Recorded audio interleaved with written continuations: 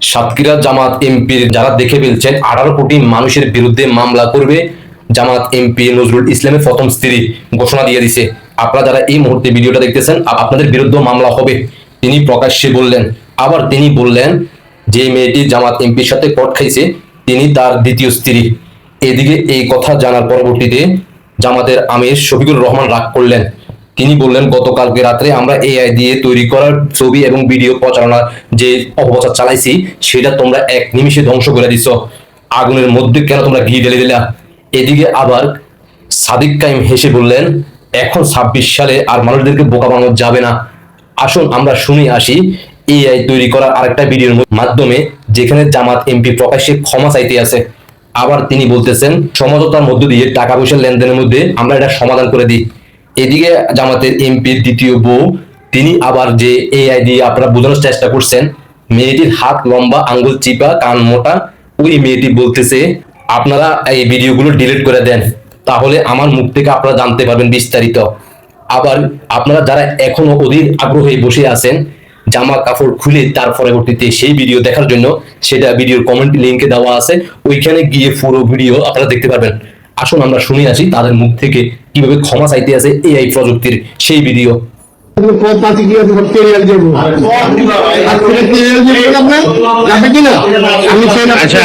তোমার নাম কি? তোমার নামটা বলো। নামটা বলো ভাইয়া, আমরা তোমার ক্ষতি করবো না। বলো নামটা বলো। বলো ভাইয়া বলো নামটা বলো। আমরা তোমার উপকার করবো, ক্ষতি করবো না। বলো নামটা বলো। বলো বাবা বলো নামটা কি? নামটা বলবো না। নামটা বলো। থানায় দিলে কিন্তু নাম জিজ্ঞেস করবে। বলো সব বলতে হবে, সব থানায় দিয়ে দেবো কিন্তু। বলো বলো ভাই বলো, তুমি তোমার নামটা বলো। এটা বলো নামটা বলো। তোমার কোনো কিছু করবো না। বলো নামটা কি? তোমার নামটা কি বলো। বলো মারিয়া। মাহিয়া, তোমাদের বাসা কোথায়? ডিলিট করে দেন সবগুলো, তারপরে বলতেছি। মাহিয়া বলেও যে হবে না বলেও তো, আপনার তো এটা নিয়ে তো ঝামেলা করবেন এটা তো জানি। হ্যাঁ তোরে জিজ্ঞেস করি কি দাও ডিলিট করে দেন তাহলে বলতেছি আমার ভিডিও কি ডিলিট করে দিমু? মিরপুর কোন জায়গা বাসায়? এই মুরব্বী আপনি এর কয়দিন নিয়ে আসছেন এখানে?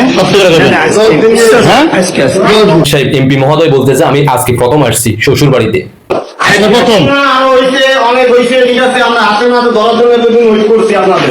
আচ্ছা শোনেন এরকম ভাড়া করছেন নীলার থেকে?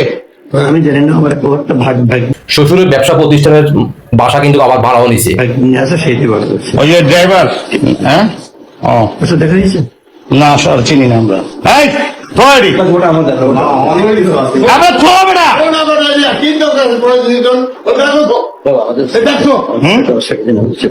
আপনি অন্যায় করছেন। হ্যাঁ আমি এমনি আসছি এখানে চুমা দিছি, আমি দাঁত দেখছি দাঁত ঠিক আছে কিনা, বিভিন্ন অঙ্গ আমি দেখছি এটা ঠিক আছে। আমি চাকরির প্রলোভন দেখি আমি সেখানে তাকে নিয়ে আসছি। এখন আমার বউ প্রথম বউ বলতেছে এটা দ্বিতীয় স্ত্রী, আমিও বলতে চাই ক্ষমা করে দাও। আবার এদিকে ওই বাসার থেকে যখন বেরিয়ে আসে পরবর্তীতে মেয়ের বাবাকে সমঝোতার মধ্য দিয়ে তার বাবাকে শ্বশুর বানিয়ে দিলেন। অন্যায় করছেন। আপনার জামাত হয়ে কিভাবে কাজটা করলেন? মেয়ের লোক লিয়া এমনি না, আপনার ঘরের ভিতরে আপনারা কয়দিন আছেন এ নিয়ে?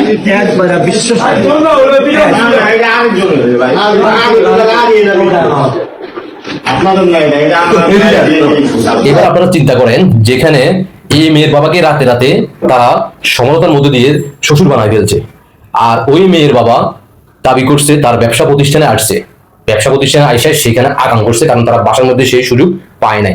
শ্বশুর আব্বা আর প্রথম বউর বিভিন্ন ভিডিও বার্তা মামুনুল হক বইয়ের মতো বোঝানোর চেষ্টা করতেছে, এদিকে আবার একের পর এক ভিডিও ভার্সন দেখতেছে বাংলার জনগণ। এখন আপনারাই বলেন আমি কি করব? আপনারা যারা দেখছেন আপনাদের বিরুদ্ধে কিন্তু মামলা হবে, 18 কোটি জনগণের বিরুদ্ধে মামলা করবে এই জামাতের মন্ত্রী সাহেব। আশা করি বুঝতে পারছেন সমঝোতার মধ্য দিয়ে জনগণের সেবা করতেছে আমাদের আপনাদের এমপি সাহেব। আপনারা সবাই তাকে সহযোগিতা করুন। ধন্যবাদ এআইকে।